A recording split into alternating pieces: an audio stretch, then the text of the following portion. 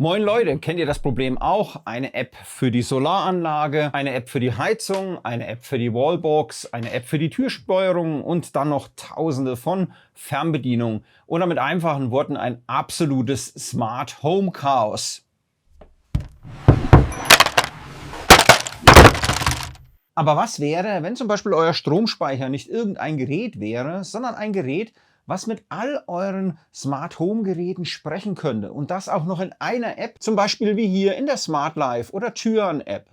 Das alles kann natürlich hier der Chrono CPE 2000 Pro, den hatte ich euch schon in einem meiner letzten Videos vorgestellt. Aktuell habe ich hier Winter, draußen liegt Schnee, die ganzen PV-Module sind komplett bedeckt. Ihr kennt das ja, nichtsdestotrotz kann das Teil dank KI trotzdem für euch nochmal bares Geld sparen. Und hier machen wir einfach heute mal den Härtetest.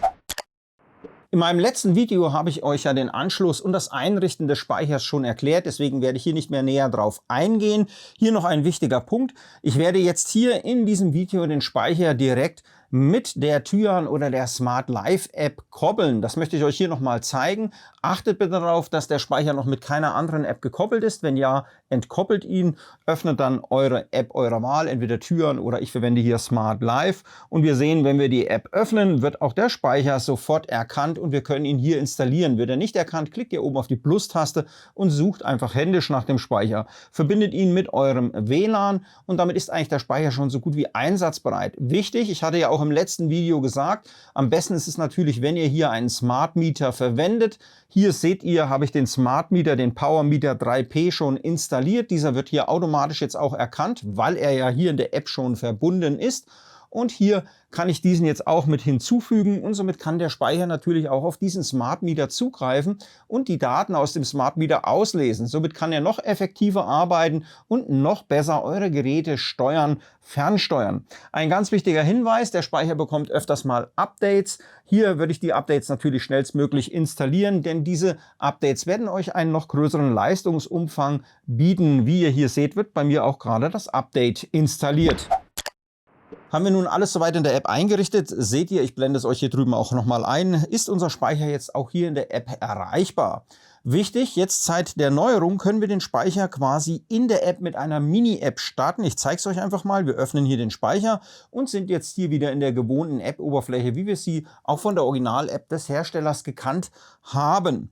Wichtig, das hatte ich euch ja alles schon mal im letzten Video erklärt. Das findet ihr übrigens, wenn ihr hier oben auf das i klickt. Aber wir können ja noch mal hier schnell drüber schauen, was wir hier jetzt erstmal so alles einstellen können.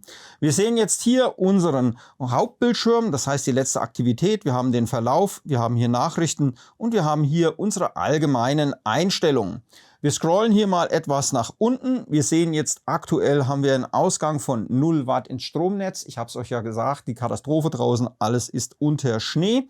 Und wir haben hier natürlich auch noch unsere Notfallsteckdose an der Seite. Diese hatte ich euch auch schon im letzten Video vorgestellt mit einer sehr hohen Kapazität. Wir klicken mal hier drauf. Hier können wir diese dann auch anschalten. Wichtig, diese lässt sich aber auch am Gerät aktivieren. Das fand ich hier bei diesem Hersteller nochmal besonders wichtig zu erwähnen. Somit kann man die auch ohne App ein- und ausschalten. Nichtsdestotrotz kommen wir jetzt mal zu unseren Grundeinstellungen. Ihr seht jetzt ganz oben am Bildschirm nämlich unseren Betriebsmodi.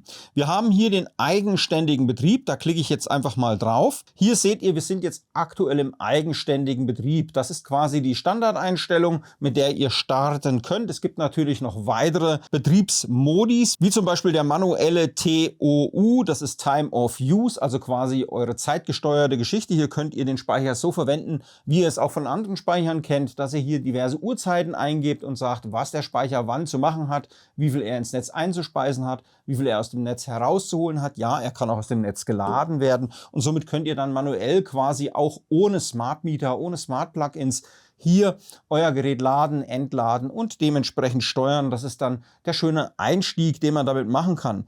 Der nächste Punkt, das sind die beliebten Smart Plugins. Das wäre dieser Punkt. Mit diesen Smart Plugins können wir dann natürlich etwas weiter noch in die Materie reingehen, können die Smart Plugins verwenden und damit kann der Speicher über die Smart Plugins natürlich erkennen, wenn Geräte Strom brauchen oder dann dementsprechend diese Geräte ja mit Strom versorgen aus dem eigenen Speicher. Was aber mich jetzt hier mehr interessiert, ist die KI-Funktion. Diese ist bei diesem Speicher wirklich sehr, sehr weit fortgeschritten. Wir haben hier die KI-Steuerung. Wir gehen jetzt einfach mal rein und konfigurieren diese mal. Und zwar, wir haben jetzt ja hier Winter und in Deutschland werden die dementsprechenden Tarife immer beliebter, diese intelligenten Stromtarife, diese smarten Stromtarife, und das möchte ich mit euch einfach mal hier konfigurieren. Wir bestätigen jetzt diesen intelligenten Modus, den AI-Modus, und hier hätten wir zwei Modis. Zum einen die Sparstrategie und zum zweiten den Öko-Modus. Ich brauche euch beides nicht zu erklären, ihr seht es hier im Bildschirm, was ist. Wir nehmen jetzt mal die Sparstrategie und aktivieren das. Jetzt haben wir natürlich hier einen gewissen Standort, können jetzt hier unseren Tarif konfigurieren. Der Vorteil, die App kennt die meisten Tarife, kennt dann dementsprechend die Schwankungen, die diese ausmachen, und somit müsst ihr hier nichts mehr groß eingeben, als einfach nur noch euren Tarif konfigurieren. Das mache ich jetzt einfach mal. Wir gehen hier drauf und gehen jetzt mal zum Beispiel auf den Importtarif. Hier stellt ihr nun ein, wo ihr steht. Bei mir hat das Gerät das automatisch erkannt. Wir klicken hier auf Weiter, suchen jetzt hier in der großen Liste unseren Anbieter. Zum Beispiel viele von euch haben wahrscheinlich Tipper. Hier braucht ihr noch wahrscheinlich einen Dongle, aber ich nehme jetzt einfach mal den EWE-Tarif, da ich mich mit dem jetzt am besten auskenne. Und hier können wir dann frei konfigurieren. Zum Beispiel habt ihr einen festen Tarif, das werden viele von euch haben, aber wir wollen ja hier mal das Szenario dementsprechend dynamischer Markt ausprobieren. Das heißt, wir gehen auf den dynamischen Markt und konfigurieren das. Hier können wir nun diese Werte eingeben. In meinem Fall wäre das jetzt bei diesem Tarif ungefähr 18 Cent Aufschlag und hier unten die Standard 19% Mehrwertsteuer in Deutschland. Das bestätigen wir jetzt einfach. Jetzt könnt ihr dem Tarif hier einen Namen geben, sodass er ihn hier schneller wiederfindet. Bestätigt das und ganz wichtig, wählt das Ablaufdatum eures Tarifes. Das teilt euch natürlich auch euer Versorger mit. Der gibt euch dann dementsprechend das Ablaufdatum bekannt. In der Regel werden die Tarife meistens ja jahreszeitmäßig geändert. Wir haben jetzt hier Winter und dieser würde wahrscheinlich dann bis März, sagen wir einfach mal 26. März gültig sein. Wir klicken auf Weiter und bekommen hier sofort unsere Tarifberechnung hier oben grafisch dargestellt. Wir sehen hier, zu welcher Uhrzeit wie viel der Strom kostet und können jetzt hier natürlich auch richtig Geld sparen, indem wir natürlich auch unsere Geräte, die hier angeschlossen sind, dementsprechend ansteuern oder eventuell den Speicher aufladen. Wir können auch hier nochmal nach unten scrollen und haben hier nochmal stündlich die Strompreise aufgeführt, wie viel der Strom aktuell jetzt bei diesem Anbieter kosten würde. Hier würden dann dementsprechend eure Zahlen erscheinen von eurem Anbieter. Ihr könnt mir ja mal unten in die Beschreibung reinschreiben, welcher Anbieter eurer Meinung nach der günstigste ist. So können wir auch allen in der Community vielleicht mal weiterhelfen. Gebt mir doch einfach mal eure Zahlen so mit und auch die Aufschläge, die euer Anbieter hier drauf gibt. So, wir haben das jetzt gemacht, klicken auf Speichern und jetzt haben wir natürlich noch einen Exporttarif. Das muss nicht zwingend sein, dass ihr den habt. Es gibt Solaranlagenbetreiber, die bekommen halt hier für das Verkaufen von Strom Geld. Meistens liegt das irgendwo im Centbereich, 1, 2, 5, 7 Cent. Wie viel, das hängt von eurer Solaranlage ab und von eurem Energiebetreiber oder Versorger, was er hier mit euch ausgehandelt hat. In der Regel bei den Balkonkraftwerkspeichern wird es hier nichts geben. Deswegen brauchen wir hier bei den Exporttarif nicht viel einstellen, denn wir bekommen kein Geld in Deutschland und dementsprechend können wir das dann eigentlich auch hier erstmal weglassen von der Konfiguration. Wie gesagt, wenn ihr hier einen Exporttarif habt, schreibt ihr diese Zahlen rein, so kann das Gerät das natürlich mit einpreisen und natürlich eventuell dann auch im Notfall Strom verkaufen, wenn es hier Gewinn machen kann. So, jetzt haben wir den Tarif konfiguriert. Wir sehen, die KI befindet sich noch in der Lernphase. Die wird jetzt in den nächsten Tagen und Wochen natürlich hier von eurem System lernen, von eurem Verbrauch lernen, von euren Endverbrauchern lernen und dementsprechend natürlich das beste Szenario für euch rausholen. Wir sehen jetzt hier unten, wir haben hier unten unseren Speicher nochmal liegen und den SOC-Wert, das heißt den Ladewert des Akkus. Der ist im Moment recht niedrig mit 38%. Aber wir können uns natürlich auch für Notfälle vorbereiten und den Akku vollladen. Nun macht es natürlich nicht Sinn, den Akku voll zu laden, wenn der Strom sehr teuer ist. Hier können wir hier unten mit diesem Schalter das quasi aktivieren und jetzt wird sich der Akku dann vollladen, wenn der Strom am günstigsten ist. Somit hätten wir das erste Mal von unseren Stromtarifen wirklich profitiert und müssen hier auch keine weiteren Einstellungen vornehmen. Das schalte ich einfach mal ein. So wird er jetzt in diesem Zeitraum, wo der Strom am günstigsten ist, auch sauber vollgeladen. Wir aktivieren jetzt die ganze Geschichte und damit ist der Zeitplan startklar. So Leute, jetzt ist es aber soweit, jetzt wollen wir einfach mal eine smarte Funktion aufbauen. Wir haben ja hier unwahrscheinlich viele Möglichkeiten, was wir umsetzen können. Hier auch mal eine Bitte an euch. Schreibt mir doch einfach mal in die Kommentare, was für Funktionen ihr bauen würdet, was ihr hier euch für Routinen programmieren würdet. Auch nochmal ein Hinweis, die App ist jetzt gerade eben erst neu hier in dem Tyan oder in dem Smart Life Universum aufgetaucht. Das heißt, es werden noch weitere Funktionen und weitere Möglichkeiten in näherer Zukunft hinzugefügt mit den neuen Updates. Aber wir schauen mal, was wir jetzt hier mit den vorhandenen Möglichkeiten schon bauen können. Ich hatte euch ja im letzten Video gezeigt, wie man zum Beispiel das in Verbindung mit einer einphasigen Wallbox vielleicht sogar nutzen kann. Das war schon mal ein schöner Ansatz, was aber auch sehr gut funktioniert. Ich hatte ja schon in vergangenen Videos euch gezeigt, man kann zum Beispiel mit PV-Überschuss auch hervorragend Wasser warm machen. Denn ehe ihr den PV-Überschuss ins Netz verschenkt, macht es natürlich Sinn, ihn in irgendeiner Form zu Hause zu nutzen. Wir nehmen jetzt hier ein Szenario. Wir haben ja hier nur ein Balkonkraftwerk. Das heißt, wir könnten hier eventuell Module mit einer Leistung von 2000 Watt anschließen. Wir haben hier unseren Speicher, der hier in diesem Fall auch erweiterbar ist. Wir haben aber jetzt nur diesen einen Speicher. Das heißt, der ist natürlich irgendwann mit diesen 2000 Watt Modulleistung sehr schnell voll. Und dann würde hier entweder unser Speicher, unser Wechselrichter ins Netz einspeisen und wir würden die Energie verschenken, oder wir können natürlich das System auch auf Null-Einspeisung einstellen, hätten aber dann auch nichts davon. Jetzt habe ich mir Folgendes gedacht. Wir haben hier einen kleinen Single-Haushalt, vielleicht mit einem Warmwasserspeicher von 100 Liter zu Hause. Und hier gibt es ja von vielen Herstellern ganz normale AC-Heizstäbe. Diese gibt es in verschiedenen Wattstufen. Einfach mal hier genannt, sagen wir mal 300 Watt, 600 Watt oder 800 Watt. Höher würde ich hier jetzt gar nicht gehen, denn dieser Wechselrichter kann ja mehr nicht ins Netz einspeisen. Wir sind ja hier auf 800 Watt limitiert. Also gehen wir einfach mal von einem Beispiel einen Heizstab mit 600 Watt und diesen stecken wir einfach in einen 100 Liter Boiler hinein, 100 Liter Warmwasserboiler hinein. Wenn jetzt hier der Akku eine gewisse Füllstandsmenge erreicht hat, und das ist ganz wichtig, wir dürfen den Akku nicht komplett vollladen lassen, denn sonst hat ja unser System irgendwann hohe Verlustprobleme, sage ich einfach mal, weil hier über die PV-Module mit unter bis zu 2000 Watt kommen können, wenn ihr hier alles belegt habt.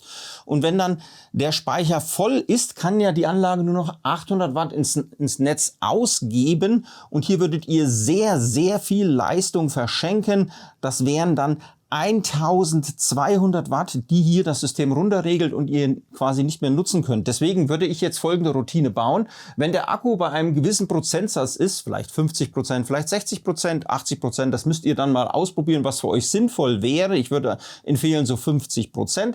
Die Sonne brennt vom Himmel, würde ich dann einfach eine Routine bauen bei 50%. Schalte bitte den Heizstab ein und gebt den Überschuss dann hier in meinen Warmwasserspeicher ein. Da ich hier nur einen Heizstab jetzt theoretisch verwende mit 600 Watt, hätten wir dann immer noch Luft 400 Watt, falls dann noch irgendwas im Haus läuft, so dass das der Wechselrichter mit dementsprechend benutzen oder abdecken kann. Aber genug zur Theorie. Wir bauen jetzt einfach mal diese Routine auf. Deswegen werde ich Folgendes machen. Ich werde jetzt einfach hier eine Routine programmieren, die zum Beispiel bei 39 oder 40% anfängt, den Heizstab einfach einzuschalten. Und ganz wichtig, wenn dann natürlich der Akkustand wieder unter einen gewissen Punkt fällt, dann auch den Heizstab wieder auszuschalten. Das bauen wir jetzt einfach mal. Hierzu gehen wir einfach wieder in unsere App hinein. Ich habe jetzt Folgendes einfach mal gemacht. Da wir hier jetzt keinen Heizstab haben, habe ich jetzt hier einfach mal diesen Heizlüfter angeschlossen. So seht ihr, dass das funktioniert.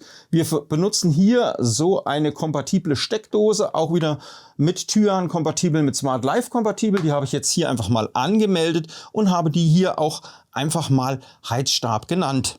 Wir sind also jetzt wieder auf der Oberfläche unserer Smart Life App. Hier wäre meine Steckdose mit den 600 Watt. Ihr hört es, das hat funktioniert.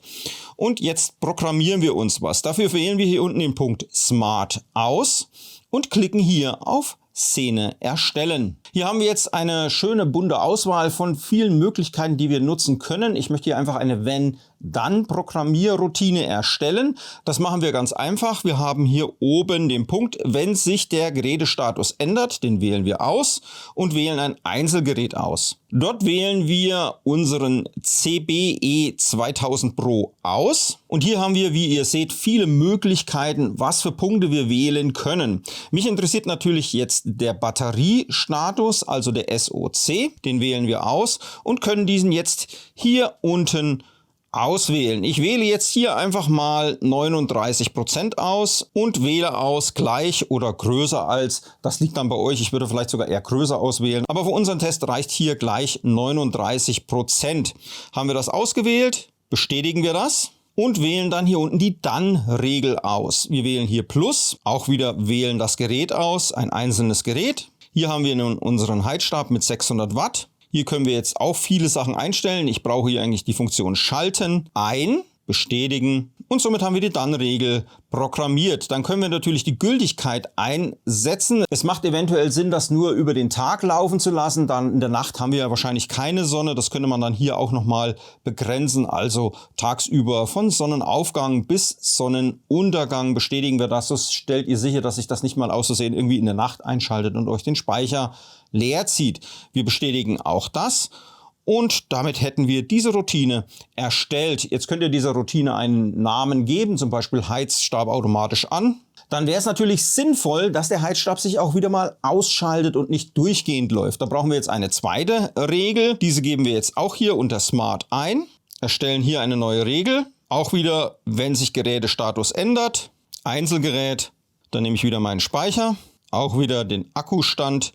Wenn dieser jetzt kleiner, sagen wir einfach mal in unserem Fall, wir wollen ja den Test jetzt hier auch mal laufen lassen, 35% ist. Ich stelle jetzt hier das alles mal ziemlich knapp ein, aber ihr könnt das ja auf eure Situation dann anpassen. Es ist ja nur, dass ihr es versteht. Haben wir das jetzt hier eingestellt, bestätigen wir das. Also wenn der Speicher kleiner als 35% ist, dann machen wir was? Dann wählen wir wieder ein Gerät aus, dann schalten wir natürlich das Gerät Heizstab aus. Bestätigen.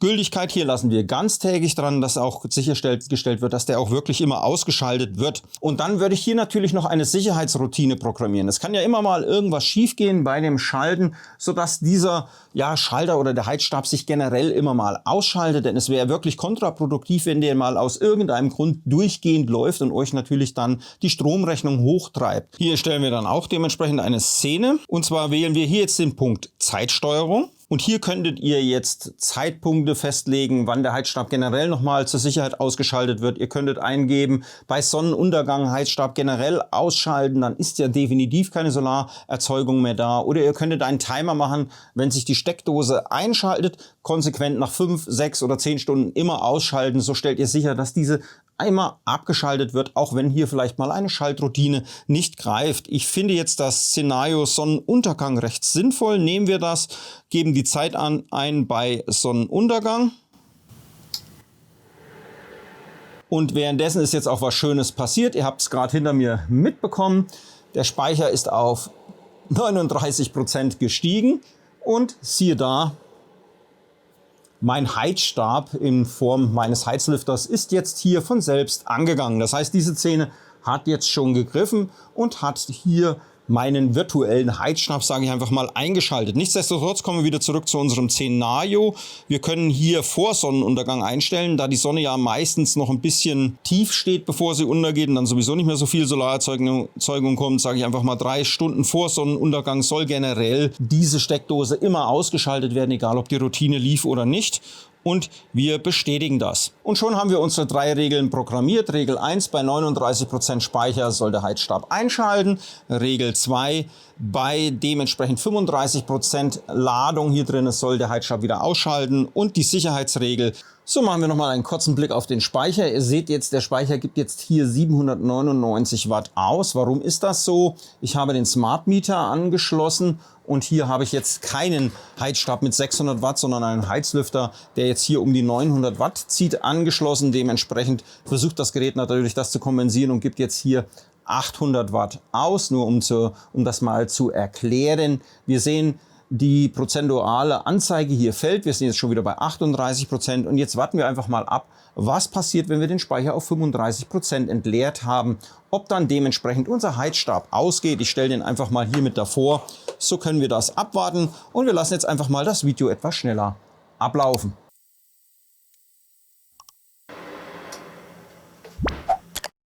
So, und wie ihr gesehen habt, das war ein voller Erfolg. Wir sind unter die 35% gefallen und dann hat hier auch mein Konstrukt ausgeschaltet. Ganz wichtig, die App protokolliert das auch für euch. Ihr habt auch ein Protokoll in der App. Ich blende es euch einfach mal ein. Hier seht ihr dann dementsprechend auch die Schaltprozesse im Protokoll und könnt dann nachprüfen, ob sie auch wirklich durchgelaufen sind. Ein wichtiger Tipp, wenn ihr solche Routinen programmiert, probiert sie bitte vorher aus, denn schnell hat man hier mal einen Programmierfehler, einen Dreher, einen Zahlendreher oder irgendwas drin und dann funktioniert die ganze Geschichte nämlich nicht.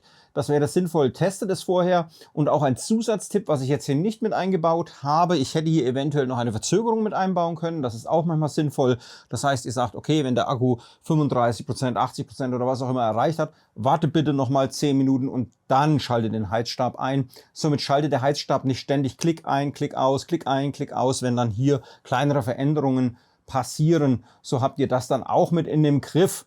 Das wäre es dann im Großen und Ganzen zu meinem Test und zu der Vorstellung gewesen. Wie gesagt, teilt mir einfach mal mit, was ihr hier noch Schönes basteln würdet. Wenn ihr euch für das System hier interessiert, kein Problem. Schaut unten in die Videobeschreibung, dort verlinke ich euch alle Bezugsquellen. Und somit könnt ihr euch das System dann auch nochmal näher anschauen oder eventuell, wenn ihr wollt, auch kaufen. Ein wichtiger Hinweis, dieses Teil wurde mir netterweise vom Hersteller zum Testen und Ausprobieren zur Verfügung gestellt. Dafür auch ein herzliches Dankeschön von mir. Hat euch mein Video in irgendeiner Form gefallen oder weitergeholfen, würde ich euch natürlich um einen Daumen hoch bitten. Und wollt ihr mich und meinen Kanal eventuell auch etwas unterstützen, so könnt ihr natürlich auch unten die Super Thanks-Taste drücken oder auf unserer Homepage nachschauen. Dort haben wir auch einen Spenden-Button. So könnt ihr uns unterstützen, sodass wir weiter dementsprechende Videos für euch erstellen können. Also, wir sehen uns im nächsten Video. Tschüss, euer Marc auf YouTube.